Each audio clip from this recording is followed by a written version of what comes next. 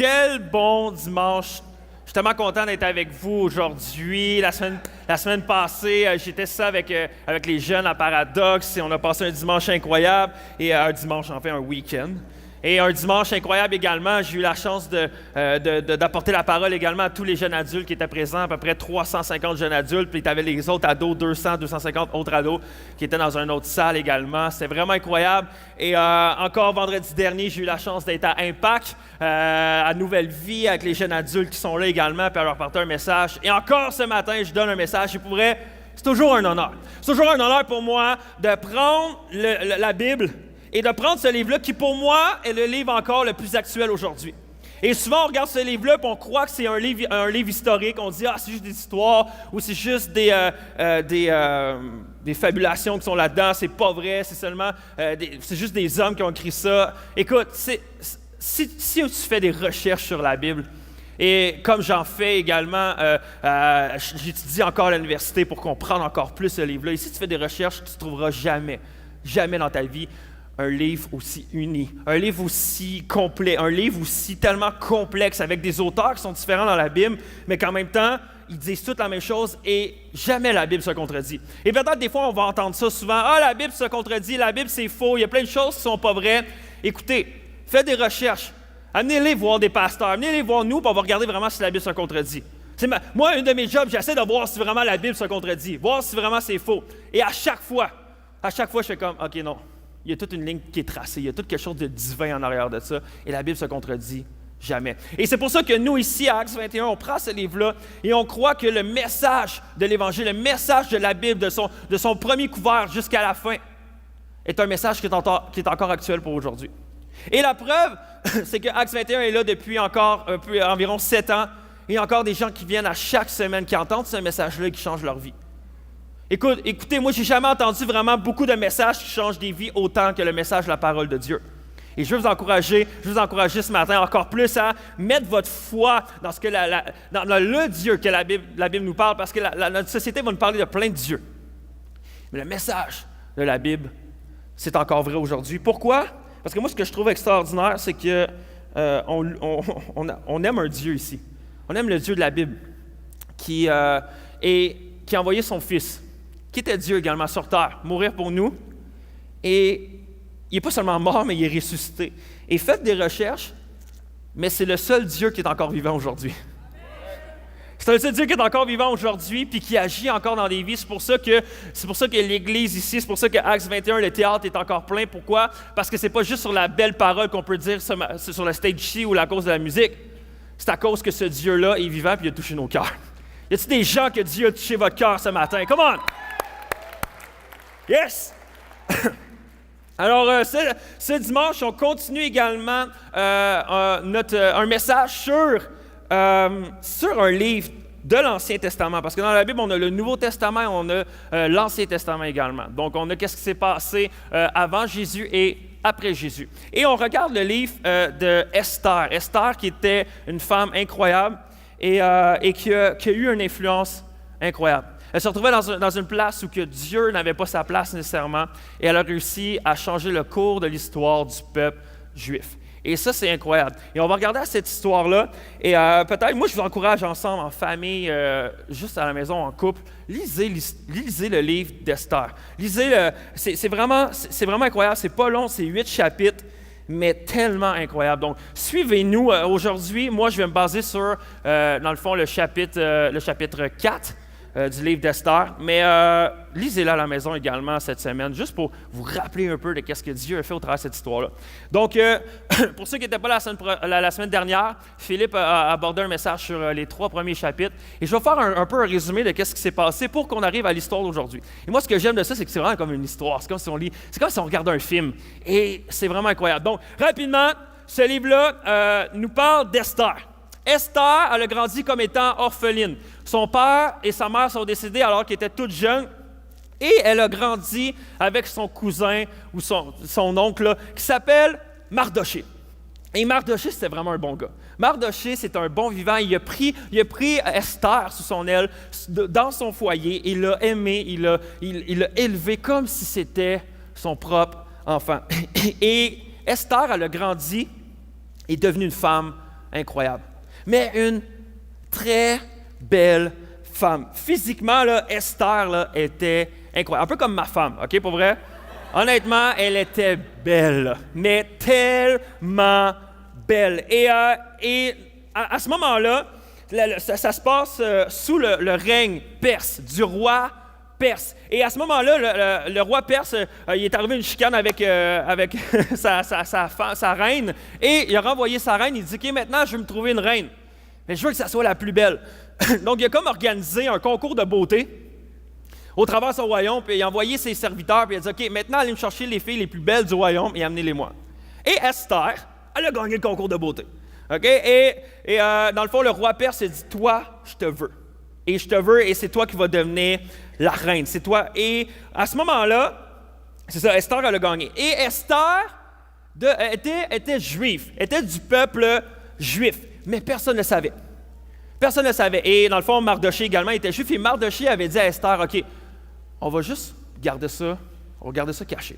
On ne va pas en parler, on va juste pas mentionner qu'on vient du peuple juif, c'est pas grave, je pense pas que ça va vraiment déranger. Et même si tu t'en vas dans le palais du roi, écoute, dis-le pas que tu viens du peuple juif, c'est pas grave, OK? Et parce que Mardochée voulait garder ça secret. Et ensuite, il y a un homme qui apparaît dans l'histoire. L'homme, il s'appelle Aman. Et Aman, c'était un homme très, très, très méchant. Et Aman, qu'est-ce qui est incroyable, c'est un homme qui a réussi à avoir la faveur du roi.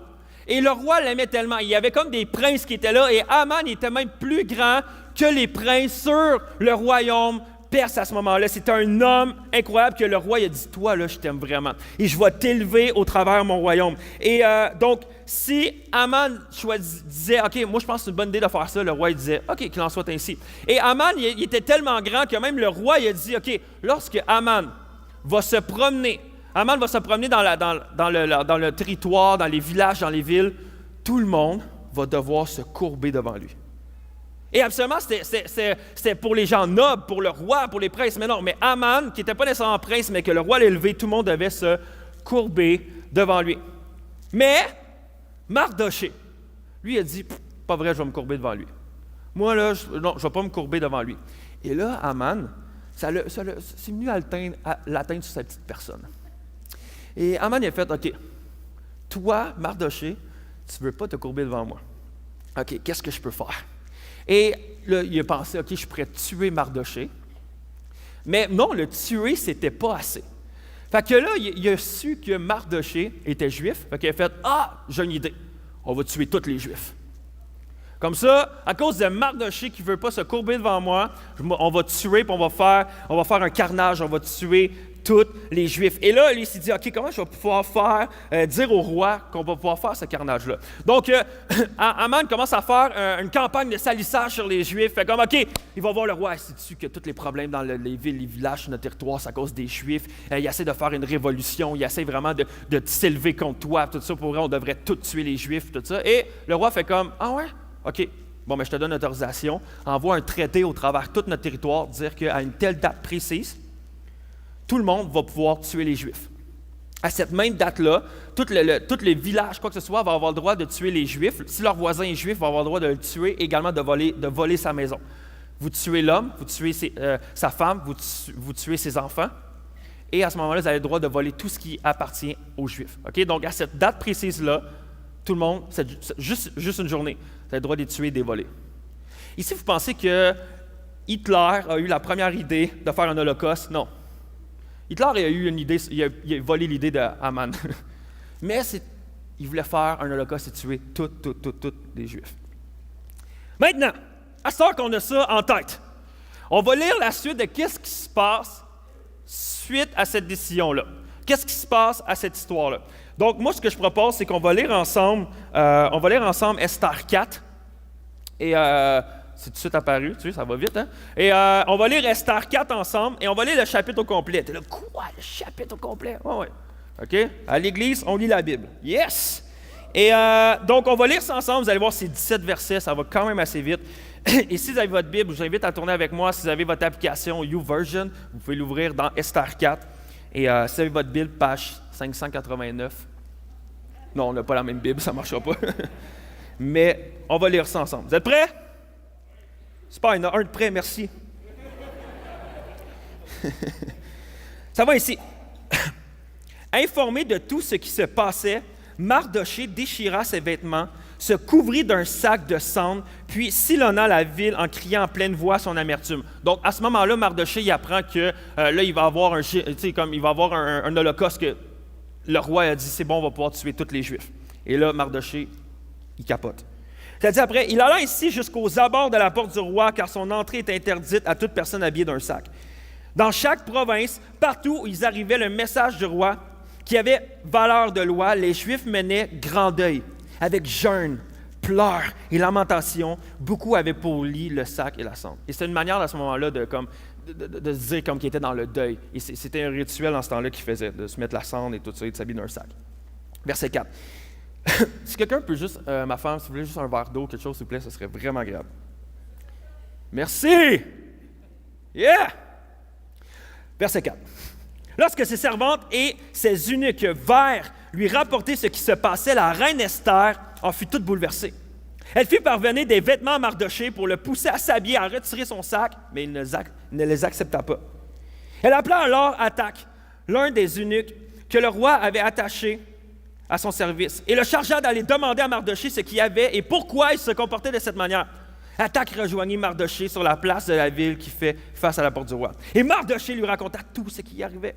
Il lui précisa même la quantité d'argent qu'Aman avait promis de verser dans le trésor du roi pour pouvoir faire disparaître les Juifs.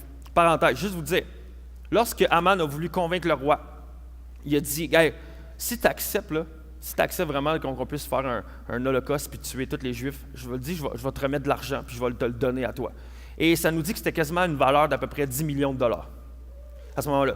Donc, Aman il a dit, OK, je vais te donner 10 000 $ si tu acceptes. Oh, super! Merci! Avec de la glace et tout. Super.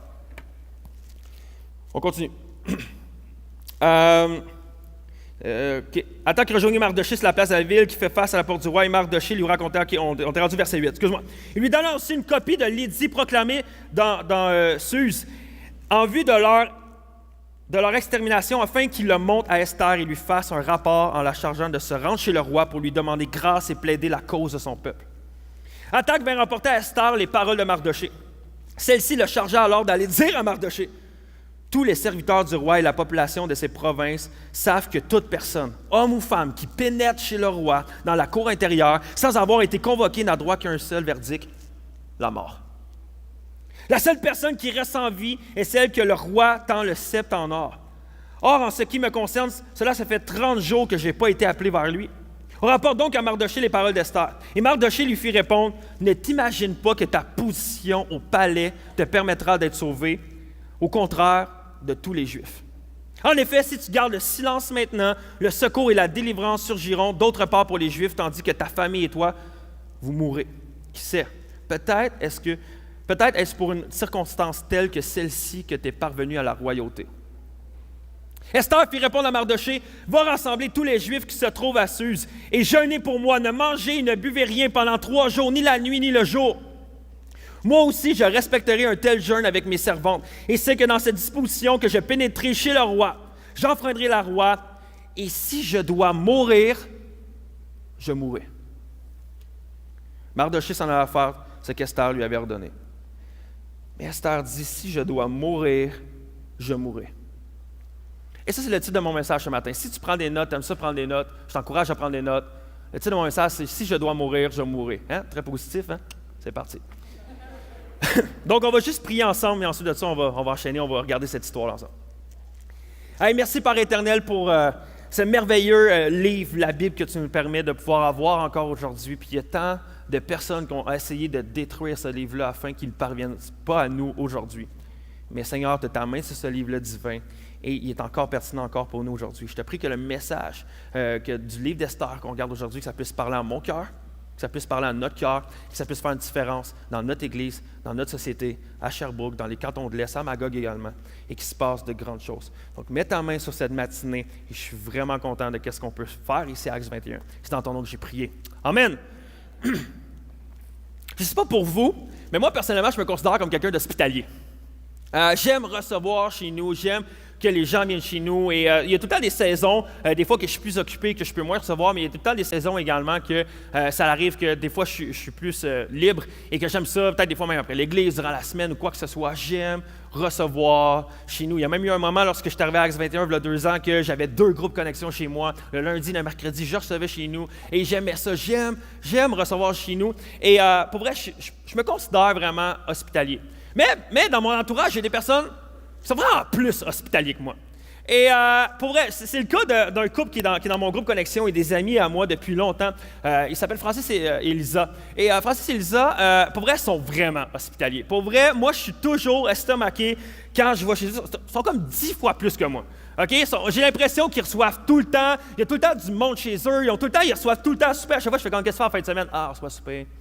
Ah, qu'est-ce que tu fais dimanche, on reçoit super. Ils ont tout le temps quelque chose, sont tout le temps là, en train de recevoir chez eux. Et quand tu vas chez eux, tu es tout le temps bien accueilli. C'est incroyable. Pour vrai, tu as toujours quelque chose à boire, tu as toujours quelque chose à manger. À chaque fois, il y a vu quelque chose. Puis même si tu t'invites à souper, là, écoute, tu es assis, puis c'est sûr que tu ne vas rien manquer.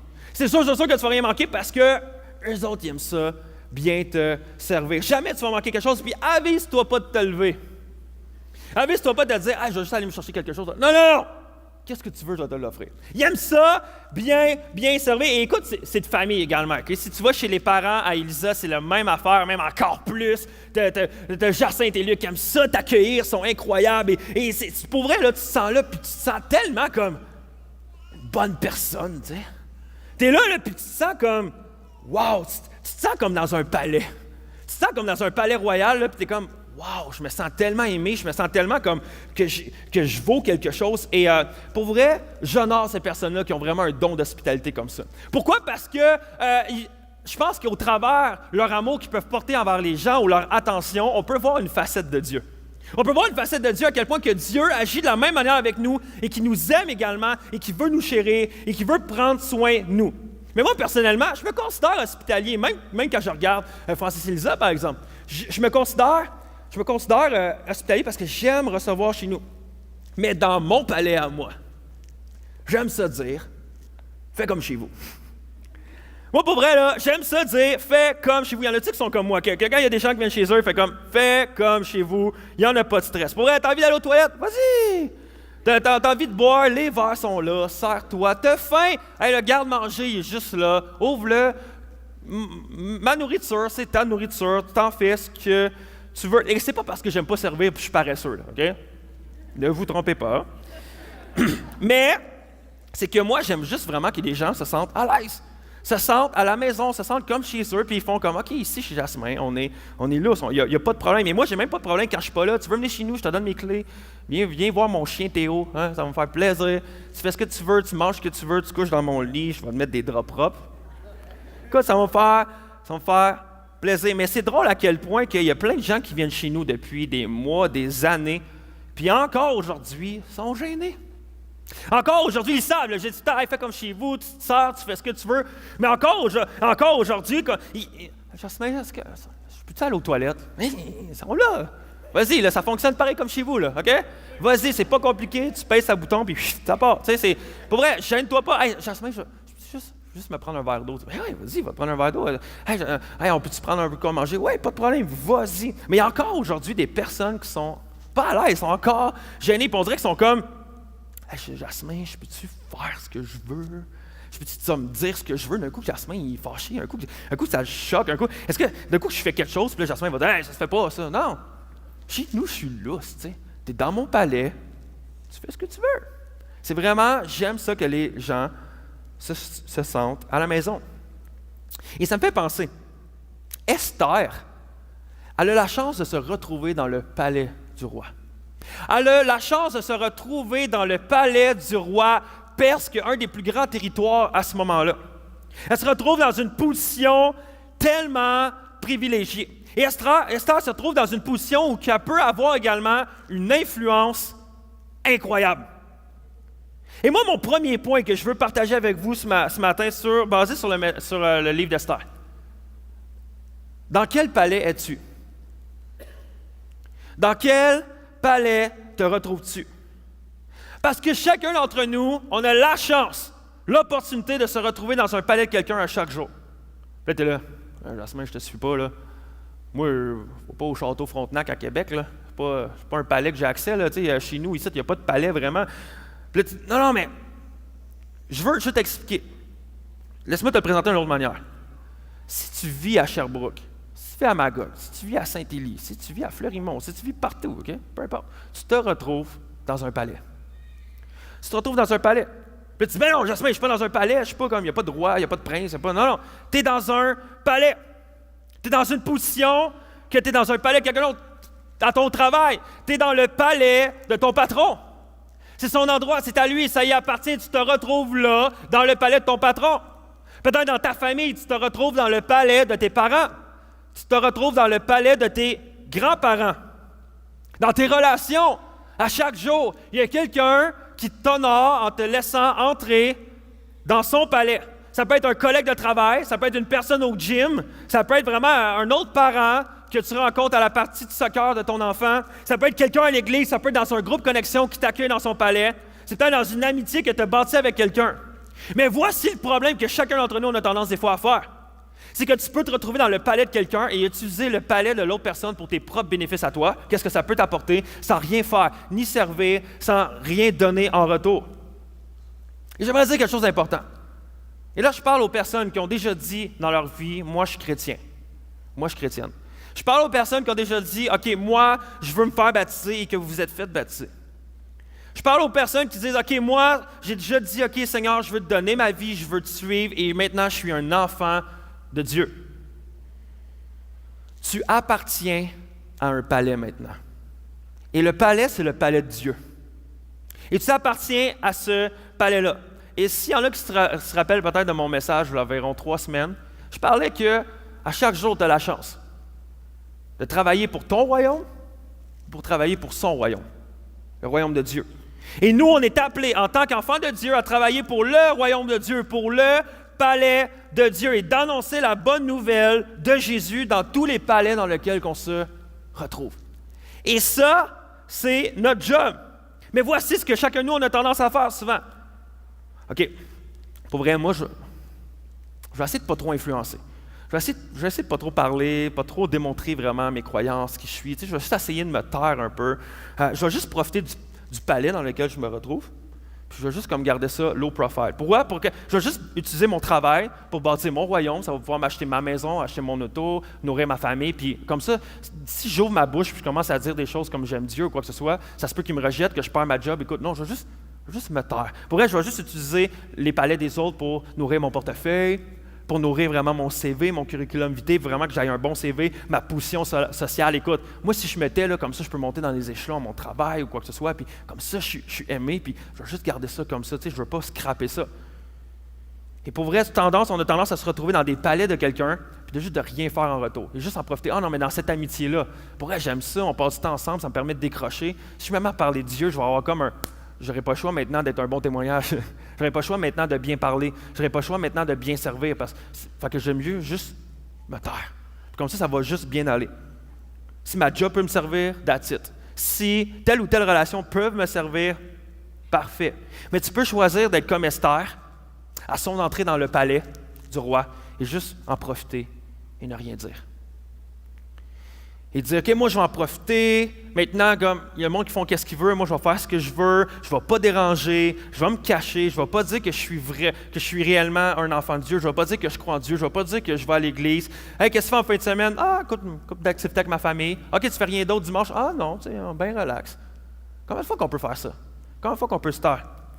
Et pour vrai, qu'on dit, ouais, mais Jasmin, tu sais, ma position à mon travail n'est pas vraiment garantie. Là, je travaille tellement fort pour garder ma position à mon travail. Je ne vais pas commencer peut-être à mettre ça de côté pour parler de Dieu, pour que le monde me trouve vraiment weird, puis qu'à cause de ça, ils ne veulent pas me garder ou ils ne veulent pas me faire grandir dans la compagnie. Ça peut être ça aussi. On dit, OK, je vais juste me taire. Mais si tu es un enfant de Dieu, ta mission, c'est d'influencer. Peu importe où. Peu importe où. Et ce n'est pas seulement un message que tu traînes avec toi. OK, il faut que je me promène, puis là, je suis obligé de parler. Non, c'est une identité. Si tu as donné ta vie à Dieu, c'est une identité. Retrouve-toi avec un joueur du Canadien de Montréal. C'est son identité d'être un joueur du Canadien de Montréal. Partout ce qu'il va, c'est un joueur du Canadien de Montréal. S'il s'en va dans un resto, c'est un joueur du Canadien de Montréal. Il ne peut pas faire ce qu'il veut, il ne peut pas dire qu'est-ce qu'il veut, il ne peut pas commencer à faire le fou, il ne peut pas commencer à se cacher. C'est un joueur du Canadien de Montréal. Et assis-toi à la table avec lui et je te garantis, c'est sûr que tu vas parler de hockey. Parce que ça fait partie de son identité. Mais nous, souvent, les croyants, on a tendance à faire « Non, moi, j'aime le sport, hein. On va parler de sport, j'aime le hockey. On va parler de hockey. Ok, moi, je suis un plombier, moi, je suis un électricien. Je ne suis pas un enfant de Dieu. Non, je suis un professeur, je suis une infirmière, je suis une couturière. Non, c'est pas ça. C'est pas ça, votre identité. Votre identité, c'est que vous êtes un enfant de Dieu. Ouais, mais Jasmin, je ne suis pas un prédicateur, je ne suis pas comme toi. J'aime bien mieux amener le monde à l'église, puis qu'ils t'écoutent toi, que moi, j'ai été obligé de leur expliquer qu'est-ce que je crois. Non! On a le même appel, chacun d'entre nous. On n'a peut-être pas la même vocation, mais on a le même appel, chacun d'entre nous. La même mission, qui est d'influencer notre société. C'est notre mission à chacun d'entre nous.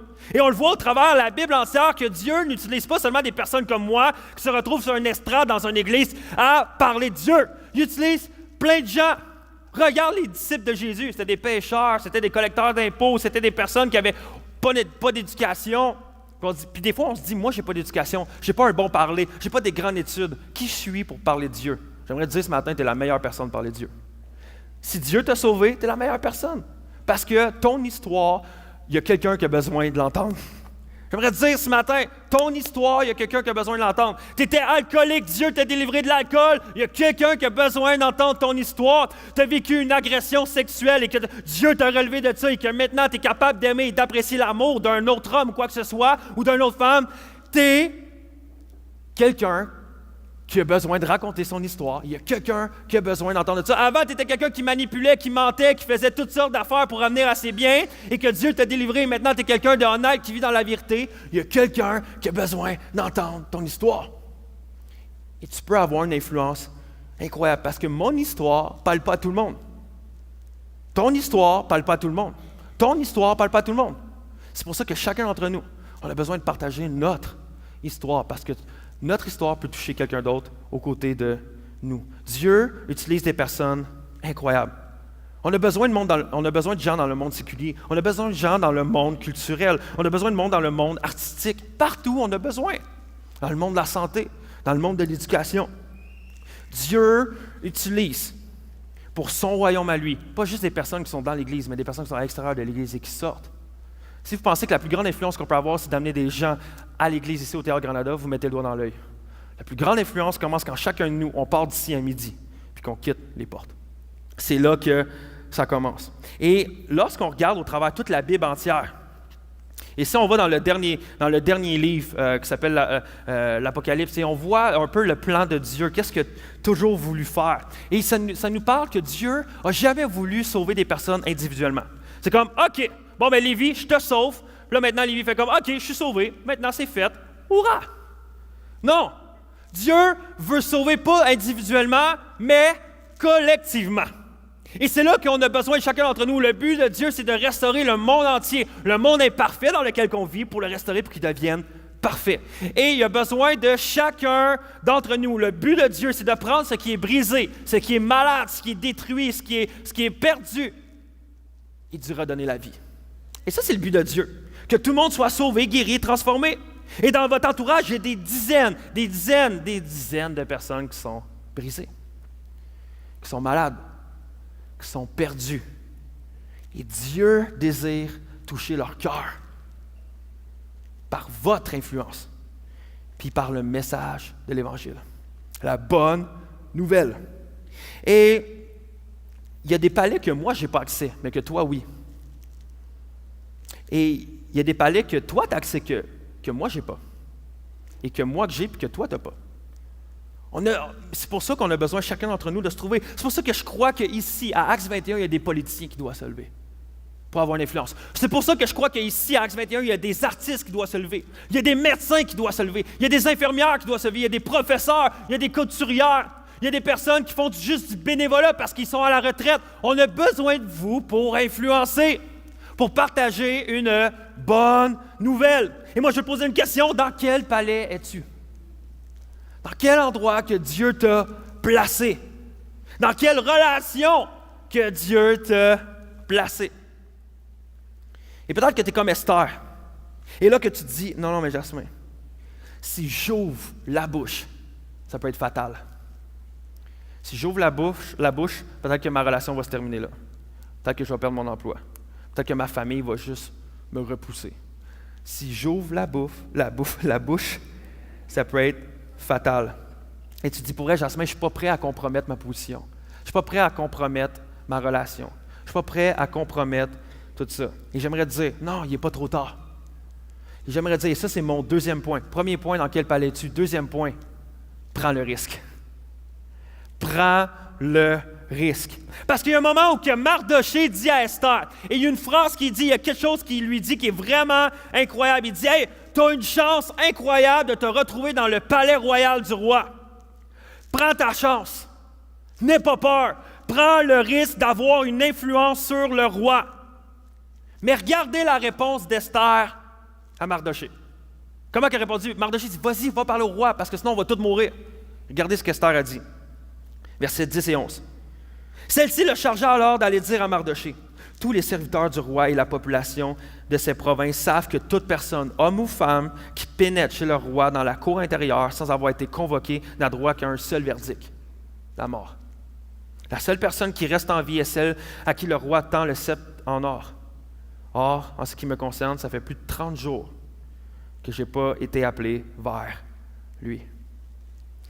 Esther est en train de se dire, j'entends dire qu'à cause du courage, à cause que l'ancienne reine, elle était trop brave, ça n'a pas bien été pour elle. Et pour elle, Mardoché, tu es en train de me dire de tout risquer, de tout mettre de côté pour essayer d'avoir une influence sur le roi. Comment tu peux me faire ça? Hey, ça fait 30 jours que le roi ne m'a pas appelé. Ça fait 30 jours que le roi ne m'a pas appelé auprès de lui. Et juste vous dire, pendant ces 30 nuits-là, le roi, il ne dormait pas tout seul. Là. Il y avait d'autres personnes dans son lit, là. Mais ce n'était pas Esther. Et je peux imaginer Esther qui est juste là, qui se dit sûrement en train de dire, d'après moi, je suis plus sa préférée. Honnêtement, d'après moi, ça ne marchera pas. Il ne m'écoutera pas. Check, ça fait longtemps qu'on ne s'est pas parlé, ça fait longtemps qu'il ne m'a pas accueilli. Je pense que je n'aurai pas le courage, je pense que ça ne marchera pas, je pense que je ne peux pas avoir d'influence. Il ne me laisse pas venir dans sa présence. Et je pense que beaucoup d'entre nous, on peut se reconnaître là-dedans. Non, mais pour elle, Jasmin, je ne suis pas quelqu'un d'assez important. Je n'ai pas une bonne parole. Je ne suis pas capable d'expliquer tout ce que Jésus a fait dans la Bible. Je ne suis pas capable d'expliquer la Bible de A à Z. Hey, moi non plus!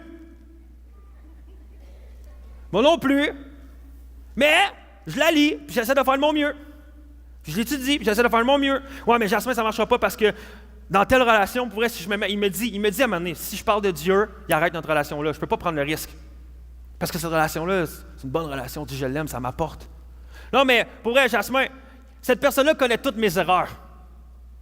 Si je commence à lui parler de Dieu, il va dire, écoute, non, je te connais, là, t'es pas de même, là. Puis il va commencer à dire, non, je rejette le message que tu me dis. Non, mais Jasmin, j'ai trop à perdre si j'ouvre ma bouche. Et à quel point la peur contrôle chacune de nos décisions à chaque jour? À quel point la peur nous contrôle? J'aimerais te dire, Dieu n'a pas peur de ce que toi tu as peur.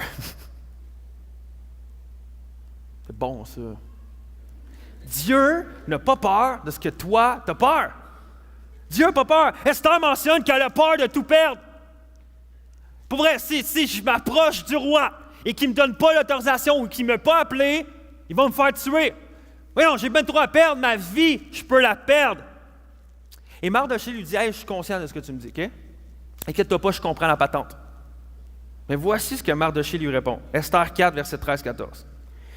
Et Mardoché lui fit répondre, ne t'imagine pas que ta position au palais te permettra d'être sauvé au contraire de tous les Juifs.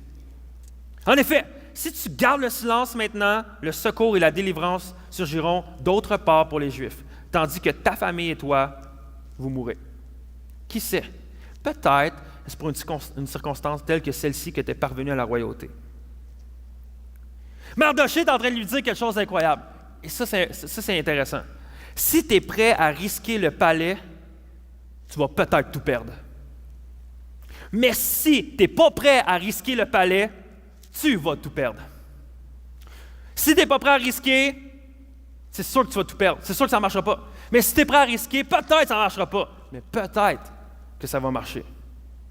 Parce que Esther, de toute façon, ils vont découvrir que tu es juif. Même si tu gardes le silence, même si tu ne dis pas que tu es juif, puis qu'ils font un carnage, ils font un holocauste, puis ils tuent tous les juifs, un moment donné, ils vont se rendre compte que tu es juif. Puis ils vont te tuer toi aussi. Fait que no matter what, peu importe ce qui se passe, si tu n'ouvres pas la bouche, tu vas finir par être tué toi aussi. Mais si tu ouvres la bouche, il y a une chance qu'ils t'entendent, que tu aies une influence, puis qu'on soit tous sauvés. Et voici une phrase incroyable que Mardochée lui dit. Qui sait? Peut-être est-ce pour une circonstance telle que celle-ci que tu es parvenu à la royauté. Si tu n'es pas prêt à risquer ce que tu as, tu vas tout perdre. Tant si longtemps que tu n'es pas prêt à utiliser le poste que tu as, la connexion que tu as, l'argent que tu as, les relations que tu as. Peut-être que présentement, tu utilises tout ça pour tes propres besoins, pour ton palais à toi, juste parce que ça te sent bien, tu te sens confortable, en sécurité. Mais pour vrai, j'aimerais te dire, si tu gardes tout ça pour toi, dans ton propre palais, et que tu n'es pas prêt à le risquer, je te garantis que ça va finir par te détruire. Je te garantis, parce que chacune de ces choses-là vont finir par disparaître un jour. Chacune de ces choses-là va finir par mourir un jour. Chacune de ces choses-là vont finir par se briser. Et tu vas les perdre de toute façon. Là, tu te dis, Jasmin, qu'est-ce que tu veux dire? Là? Ça a l'air rough un peu. Là. Je veux te dire quelque chose. Dans Luc 16, on voit une parabole. Et c'est une parabole qui est vraiment incroyable. Et c'est Jésus qui raconte une parabole, qui raconte l'histoire d'un homme riche et d'un pauvre qui s'appelle Lazare. Et peut-être que tu as déjà entendu cette histoire-là. Donc, on voit que les deux personnes meurent. L'homme riche, malheureusement, se retrouve en enfer et Lazare se retrouve au ciel avec Dieu. Et le point central de cette histoire-là, c'est pas nécessairement qu'est-ce qui se passe avec le ciel et l'enfer, mais le point central, c'est que tous les commentateurs bibliques vont retirer de cette parabole-là que, à chaque fois que tu regardes dans les paraboles de Jésus, jamais tu vas voir Jésus donner des noms à des personnes. Ça va être tout le temps comme un paysan, un homme, un homme riche, tout ça. Mais là, on voit que Jésus donne un nom à une personne. Il dit Lazare. Lazare. Mais l'homme riche, il s'appelle l'homme riche. Puis dans la même histoire, il y en a un qui a un nom, puis il y en a un autre qui n'a pas de nom. Mais pourquoi? Parce que l'homme riche, c'est son nom. L'homme riche, c'est son identité d'être riche. C'est un homme riche ou c'est personne. Et cet homme-là, c'était comme ça. Hey, moi, mon identité, je suis un homme riche. Je suis quelqu'un qui a de l'argent. Je suis quelqu'un qui est riche. Et ça, c'est mon identité. Donc, si j'enlève toute ma richesse, je ne suis plus personne. Je ne suis plus rien. Et là, c'est tellement possible et facile d'ancrer notre identité dans votre position ou dans votre palais ou dans votre rang social. De retrouver tes valeurs et ta sécurité dans ce que tu fais, dans ton métier, dans ta vocation, dans ta famille, dans ton couple, dans ta femme, dans ton mari, dans tes relations, dans ton argent, dans des connexions spéciales que tu as. Et qu'est-ce que ça fait? C'est que si tu places ton identité là-dedans, je te le garantis, tranquillement, ça va finir par te dévorer. Et tu vas mourir à petit feu. Si tu n'es pas prêt à risquer ce que tu as, ça va finir par te dévorer. Peut-être que ton portefeuille a plus d'importance que Dieu. Peut-être que ton CV, tous les diplômes que tu as eus, c'est plus important que Dieu. Et ça, c'est ton identité. Peut-être que dans tes relations, ton couple, peut-être ton réseau de contacts, peut-être que ta carrière est plus importante que Dieu. Mais ça va finir par te dévorer. Et Mardochée est en train de nous dire, « Hey, si tu n'es pas prêt à risquer ce que tu as, ça va finir par te dévorer.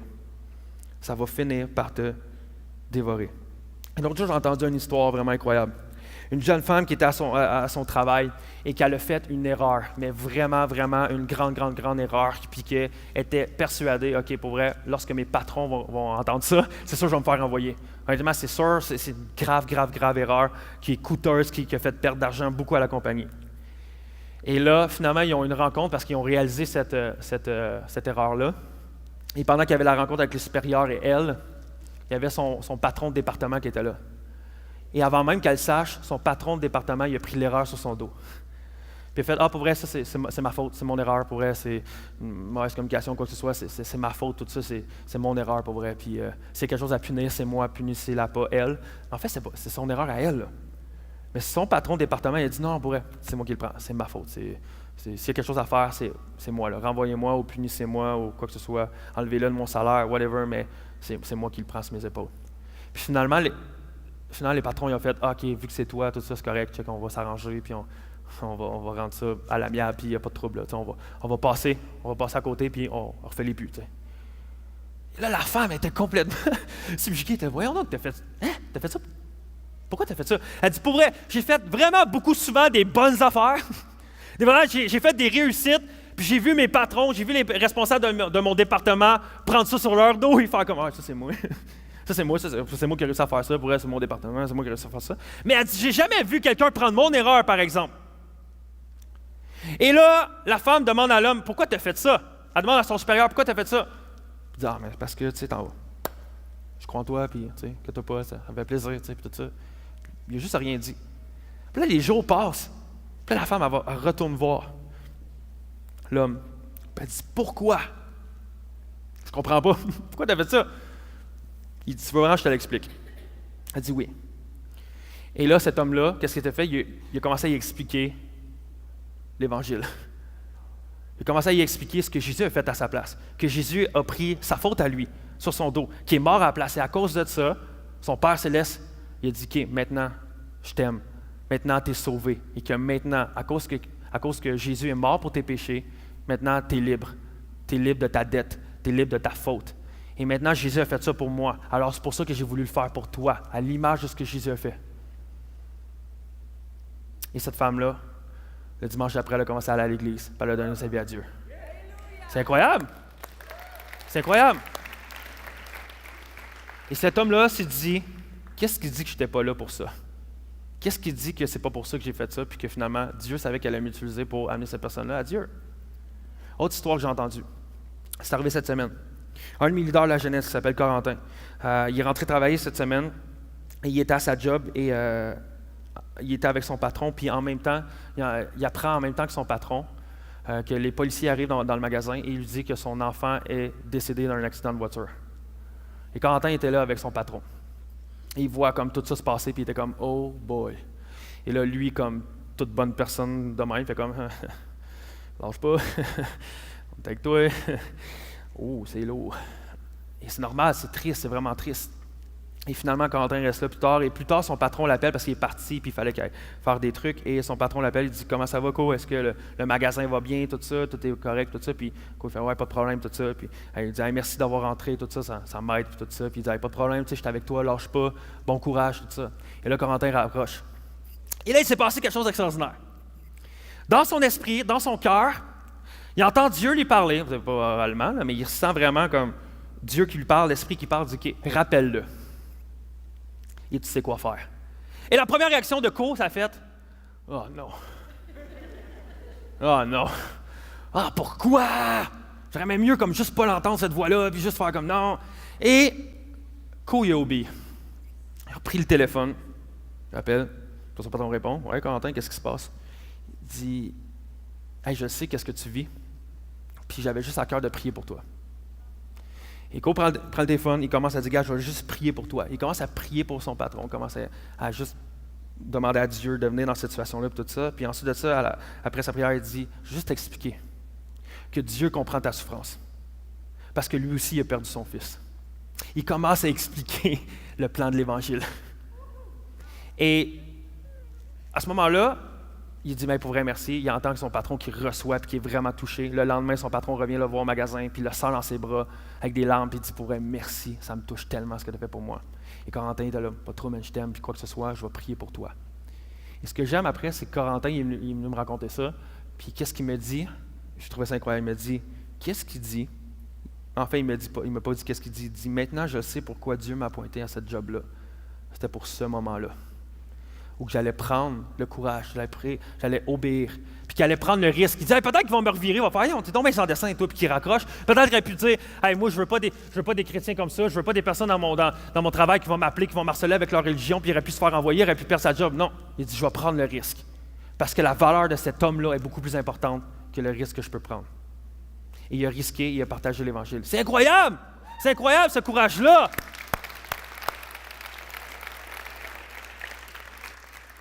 Mais ma question, est-ce que toi tu le ferais? Est-ce que toi tu le ferais? Est-ce que tu serais prêt à le faire? Parce qu'à chaque jour, il y a des occasions qui se présentent devant toi, que soit tu sautes dedans, ou que tu fais non. Ou que tu fais non. Je ne le dis pas. Et comme Mardochée dit à Esther, qui sait, peut-être est-ce pour une circonstance telle que celle-ci que tu t'es parvenu à la royauté. Peut-être que c'est pour des circonstances que tu vas prier pour ton patron, tu vas prier pour ton ami, tu vas prier pour un parent au cours de natation de tes enfants. Mais saisis les occasions et prends le risque. Peut-être que tu es à cette job-là pour ça.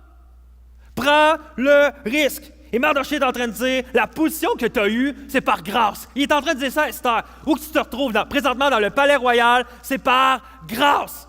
Esther, la beauté que tu as eue, tu n'as pas travaillé pour ça. C'est Dieu qui te l'a donné. Et c'est grâce à ça que tu es parvenu au palais.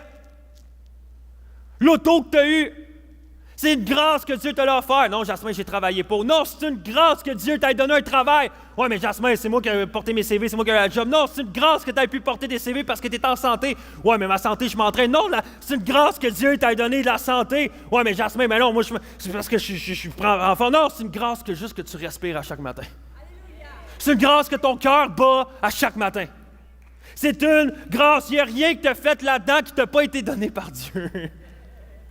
C'est incroyable. Ah, mais Jasmin, je travaille en chien vache, moi, ma job, là. Je ne peux pas dire que c'est Dieu qui fait ça. Non, non. Dieu donne la force de le faire. C'est pas quelque chose que tu as gagné, Esther. Le concours de beauté, là, c'est pas grâce à toi parce que tu étais belle. C'est Dieu qui t'a fait comme ça. Qui t'a rendu comme ça. Et que maintenant, tu dois prendre le risque d'avoir une influence dans le palais. Tout ce qu'on a provient de la grâce de Dieu. Et là, tout d'un coup, le minding d'Esther commence à changer. Elle passe de mais non, mais je suis belle, je suis fine, je suis capable, mais je vais juste me taire, rester dans le palais, puis juste sourire. Et aller voir le roi quand il a besoin de moi. Ou, et là, sa manière de penser commence à changer. Elle dit, OK, si je dois mourir, je vais mourir. Si ça en vaut le risque, je vais prendre le risque. J'aimerais te dire ce matin, plus tu chéris, plus tu risqueras. Moins que tu chéris, moins que tu risqueras. Là, tu te dis, qu'est-ce que tu veux dire? Plus tu chéris la personne à côté de toi, plus tu donnes la valeur à la personne à côté de toi, à ton travail, dans ta famille, la personne qui n'a jamais rencontré Dieu, plus que tu y accordes de la valeur, plus que tu vas être prêt à risquer tout ce que tu as pour que cette personne-là entende le message, la bonne nouvelle. Esther dit, si je dois mourir, je vais mourir. Si je dois tout perdre, je vais tout perdre. Moi, je vais dire, dis-moi ce que tu es prêt à sacrifier et je vais te dire à quel point tu es prêt à mourir pour la cause de l'Évangile. Dis-moi ce que tu es prêt à sacrifier. Es-tu prêt à perdre ta maison? Es-tu prêt à perdre ta job? Es-tu prêt à perdre cette relation-là? Es-tu prêt à être déconnecté de ta famille pendant un certain temps parce que tu as osé partager la bonne nouvelle? Trop souvent, moi, je me suis fermé. Trop souvent, je n'en ai pas parlé parce que je me dis, qu'est-ce qu'ils vont penser de moi? Non, je vais me faire rejeter, mais non, ça ne marchera pas. Et encore! Mais à chaque fois, je dois me prêcher, je dois me dire dans ma tête, Jasmin, est-ce que cette personne-là est plus importante que ce que tu es prêt à risquer? Et des fois, c'est non. Et là, il y a un problème. On doit donner de la valeur aux gens qui nous entourent parce que Christ est mort pour eux. Puis nous, qu'est-ce qu'on a tendance à faire? Hey, Christ est mort pour eux, mais pas moi. C'est pas vraiment faire ça. OK, mais comment ils vont savoir que Jésus est mort pour eux? Ça arrangera. C'est triste, mais c'est comme ça qu'on pense à chaque jour quand on décide de juste rien faire. On se dit non, ça ne vaut pas la peine. Je ne suis pas prêt à risquer. 1. Dans quel palais es-tu? 2. Prends le risque. Et 3. Suis le bon exemple. Ce matin, je vais te mettre en garde de quelque chose. Parce que peut-être que tu pourrais quitter le Granada ce matin et te dire, OK, je vais tout sacrifier. Je vais tout risquer. Ça fait beaucoup trop longtemps, Jasmin, que je me tais. Ça fait beaucoup trop longtemps que je dis rien et que je ne m'affirme pas. Là, c'est vrai. Là, je vais ouvrir ma bouche. Là, je ne vais pas être silencieux au travers ma foi. Mais j'aimerais dire, si tu es inspiré et motivé ce matin au travers de mon message pour au travers l'exemple d'Esther, j'aimerais juste te dire, ça ne va pas durer longtemps. Aïe, c'est encourageant, Jasmin.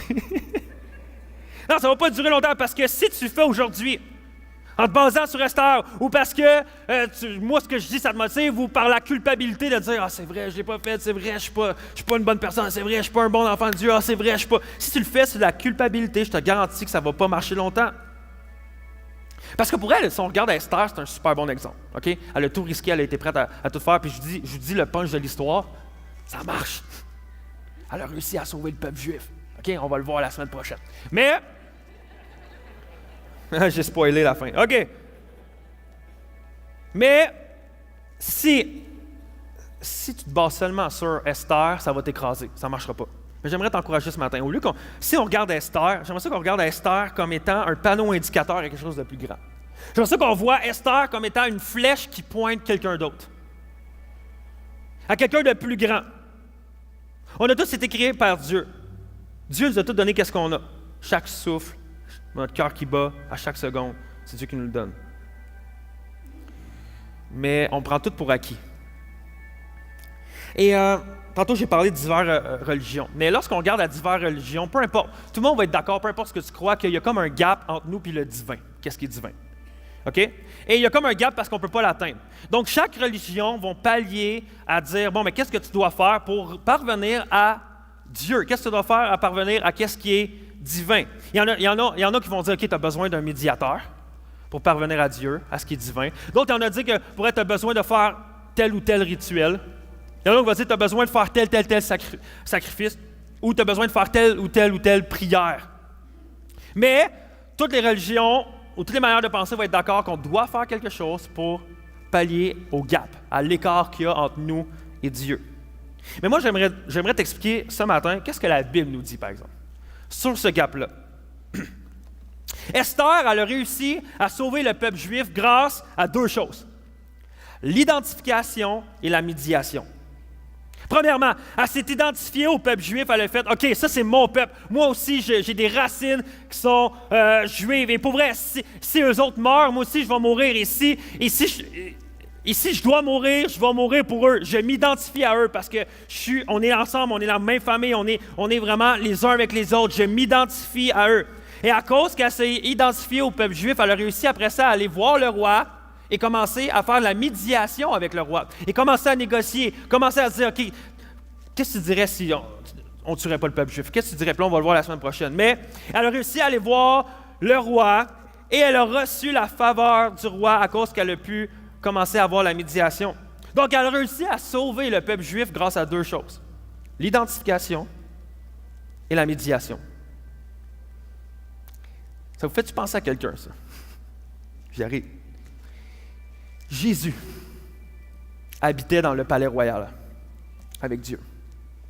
Et il voyait le peuple ici sur terre qui était là. Ça ne marche pas, ils ne sont pas capables de connecter avec nous, ils font tout le temps des fautes, des péchés, des manquements, ça ne marche pas, on a besoin de faire quelque chose, on veut une relation avec l'homme. Dieu était comme, je veux avoir une relation avec eux, mais il y a quelque chose qui nous sépare.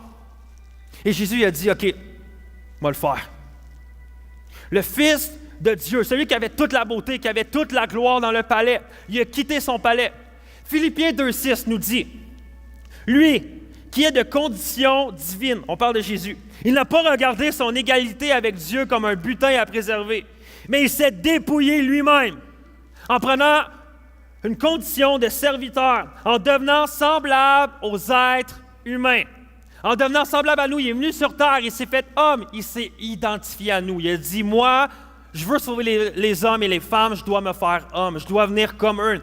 Et il s'est identifié à nous et il a pris notre condamnation. Il s'est mis sur lui également la même condamnation qui était sur chacun d'entre nous.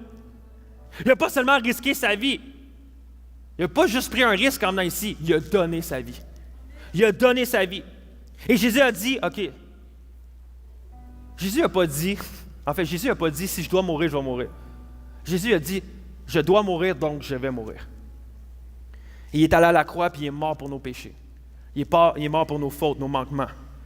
Et là, qu'est-ce qui est exceptionnel, c'est qu'il est ressuscité en ayant la faveur de Dieu sur sa vie. Et à cause que nous, lorsqu'on décide de s'identifier à Jésus, on peut avoir la même faveur que sur Jésus maintenant qui est ressuscité. Et maintenant, le gap est rempli et on peut connecter avec Dieu et avoir une relation avec Dieu, chacun d'entre nous.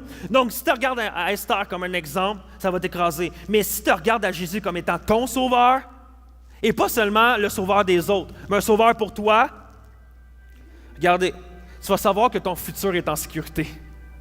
Parce que Jésus est mort pour ça. Tu vas savoir que ta santé est en sécurité parce que Jésus est mort pour ça. Tu vas savoir que ta sécurité financière, ta sécurité, vraiment ta maison, ta famille, tu sais que Dieu va avoir pourvu pour ça. Tu sais que Dieu va te protéger, que Dieu va te garder, que Dieu va prendre soin de toi parce que tout ce qu'on a, c'est Dieu qui nous l'offre. Donc, si tu te mets à connecter avec Dieu, tu sais que Dieu va prendre soin de toi. Alors, tu vas être prêt à risquer. Lorsque tu t'associes avec Dieu et que tu reconnais pleinement ce que Dieu a fait pour toi, tu vas être prêt à tout risquer. Parce que je sais que ce que Dieu a, il va me sauver. Peu importe ce que je suis. Tu vas être prêt à risquer ta job. Tu vas être prêt à risquer tout ce que tu as. Tu vas être prêt à risquer tes relations. Tu vas être prêt à te donner tout ce que tu as. Tu vas être prêt à mettre de côté tout ce que tu as pour pouvoir risquer qu'une personne rencontre Jésus. Et tu vas être prêt à faire ça. Et c'est impressionnant ce que Esther elle a été capable de faire parce qu'elle, sa seule conception, c'est qu'elle a compris que qu'est-ce qu'elle avait reçu, c'était une grâce de Dieu. Elle n'avait pas eu Jésus. Elle ne savait pas que Jésus allait venir sur terre. Elle ne savait pas vraiment qu'en Jésus, on peut avoir toute la plénitude. On peut avoir tout ce qu'on a de besoin. La seule notion qu'elle avait, c'est la grâce. La seule chose. Mais nous, on a la révélation de ce que Jésus a fait pour nous. On sait que maintenant, on a toute autorité, on a toute sécurité, on a toute la grâce, on a tout l'amour, on a l'Esprit de Dieu en dedans de nous. Ma question, c'est quoi notre excuse? C'est quoi notre excuse? Si Esther, elle était capable de faire ça seulement sur la compréhension de la grâce, mais que nous, on a Jésus, c'est quoi notre excuse? C'est quoi notre excuse? Pour vrai, je vais juste terminer en priant pour nous. Et je ne veux pas que ce soit un message qui est condamnateur, mais un message qui est rempli d'espoir, puis on est comme, c'est vrai, j'ai tellement tout en Jésus. Dieu m'a tellement tout donné. Jésus est mort pour moi. Maintenant, je n'ai pas besoin de m'inquiéter financièrement. Je n'ai pas besoin de m'inquiéter de mes relations. Je n'ai pas besoin de m'inquiéter de ce qui va m'arriver plus tard. Je sais que je vais me retrouver au ciel. Je sais que je vais être avec Jésus. Je sais que Dieu est avec moi. Je sais que je ne manquerai de rien. Je peux tout risquer maintenant. Je peux tout risquer maintenant. Mais c'est quoi ton excuse? C'est vraiment une bonne excuse. C'est vraiment une bonne excuse. J'aimerais prier pour vous. Premièrement, j'aimerais prier pour des personnes qui, ce matin ici, qui disent « OK, Jasmin, je pense que j'avais jamais vraiment compris ce que Jésus avait fait pour moi. Et que vraiment, en Jésus, je peux avoir la vie éternelle. Puis que je comprends que sans Jésus dans ma vie, sans croire en Jésus, il y a un gap entre moi et Dieu, puis je ne peux pas l'atteindre. Ce qui a fait que je n'ai pas accès à la vie éternelle, je n'ai pas accès à cette relation-là divine, je n'ai pas accès à cette sécurité-là, je n'ai pas accès à cet espoir-là, je n'ai pas accès à cette sécurité-là. Et que maintenant, j'essaie juste de fixer mon regard sur tout ce qui est autour de moi, mais maintenant, je sais que ce que Jésus a fait pour moi, que si je focus mon regard sur lui, je n'ai pas besoin de m'inquiéter de rien, parce que Dieu va prendre soin de moi, parce que Dieu est un Dieu qui sauve, parce que Dieu aime ses enfants plus que tout. Et que la seule chose que j'ai besoin de faire, c'est mettre ma foi en lui. Wow! Jasmin, je veux faire ça. Et j'avais jamais vraiment compris qu'est-ce qui s'était passé avec Jésus. Je ne comprenais pas ça. C'est toi. Je veux prier pour toi. Et je veux te donner la chance ce matin de dire, OK, je veux donner ma vie à Dieu. Je veux croire en Jésus. Et je veux prier pour toi. Et je veux prier pour que tu puisses prendre cette décision-là, que ça puisse être scellé dans ton cœur. Est-ce qu'on peut tous fermer nos yeux ensemble? Courber notre tête, fermer nos yeux. Et je veux que tu prennes cette décision-là, pas devant tout le monde, puis je veux que ça soit entre toi et Dieu, parce que c'est ça le plus important. Mais par exemple, moi, je vais garder les yeux ouverts, parce que je veux prier pour toi. Donc, pendant que tout le monde a les yeux fermés, que tout le monde juste prie pour vous. Si c'est toi, tu es ici ce matin, tu te dis, pour elle, Jasmin, j'avais jamais vraiment réalisé, puis je veux mettre ma foi en Jésus, puis je comprends qu'est-ce qu'il a fait pour moi, puis je veux devenir moi aussi enfant de Dieu et commencer à le suivre. Si c'est toi, à la place où tu es présentement, lève ta main, je veux prier pour toi. C'est toi, je prie. Oui, je vois ta main. Oui, je vois ta main en avant. Oui, je vois ta main en avant. Oui, je vois ta main. Oui, je vois ta main à l'arrière. Oui, je vois vos mains. Oui, je vois vos mains. Parfait. Wow. Wow. Wow.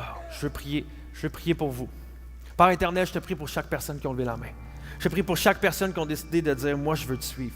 Moi, je suis prêt. Et moi, je comprends maintenant toute la grâce, toute cette bonté-là, tout ce que Dieu a fait pour moi, puis que maintenant, je peux vraiment être appuyé sur Jésus. Je peux vraiment me fonder sur Jésus, puis être vraiment conscient de ce que Dieu a fait pour moi, puis être en plein espoir, en plein amour, dans sa grâce. Et merci. Et par l'Éternel, je te prie de mettre ta main sur eux, que la décision qu'ils prennent ce matin puisse être scellée, puis que vraiment qu'ils puissent s'en rappeler, puis qu'ils puissent continuer à marcher dans tes voies, puis rechercher maintenant à grandir avec toi et juste à apprendre à te connaître encore plus, puis que ça change leur vie à partir de ce matin.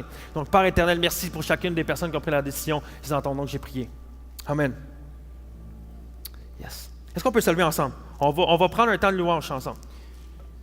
Ou qu'on va fixer nos regards sur Dieu.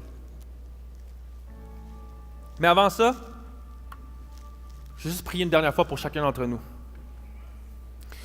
Nous on a donné notre vie à Dieu, qu'on croit en Dieu, puis qu'on est ici, qu'on vient à chaque dimanche ici, puis qu'on s'est fait baptiser, puis on se dit qu'on est enfant de Dieu, tout ça. Mais que trop souvent, dans notre quotidien, dans notre vie, on n'est pas prêt à tout risquer. Trop souvent, on n'est pas prêt à dire, OK, le regard des autres, qu'est-ce qu'ils pensent de moi? Ma job, mon argent, ma sécurité est beaucoup plus importante que de proclamer la bonne nouvelle, que de proclamer qu'est-ce que Jésus a fait d'extraordinaire dans nos vies. Et je veux prier pour chacun d'entre nous, le peuple de Dieu, parce qu'on est tous dans le même bateau. On est tous dans le même bateau. Et imaginez si chacun d'entre nous, on décidait de dire, OK, je suis prêt à ouvrir ma bouche. Et pour la prochaine année, cette année, je veux me donner comme défi de travailler dans une relation et de partager l'Évangile pour amener une personne à Dieu.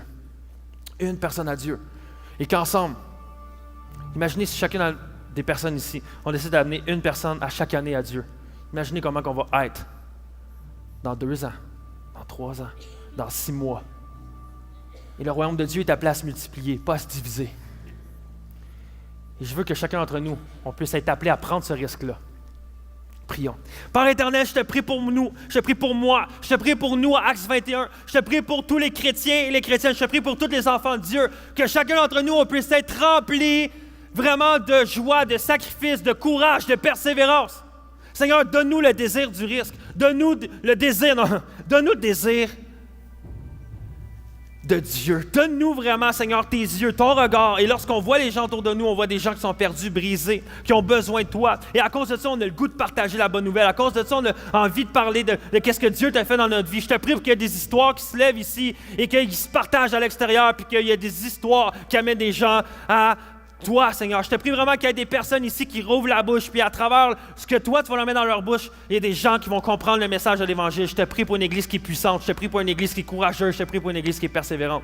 Puis je te prie vraiment pour une multiplication. Je te prie pour une Église, Actes 21, qui est une Église influente. Je te prie pour une Église qui a un impact dans la communauté. Je te prie pour une Église qui est puissante. C'est dans ton nom que j'ai prié. Amen.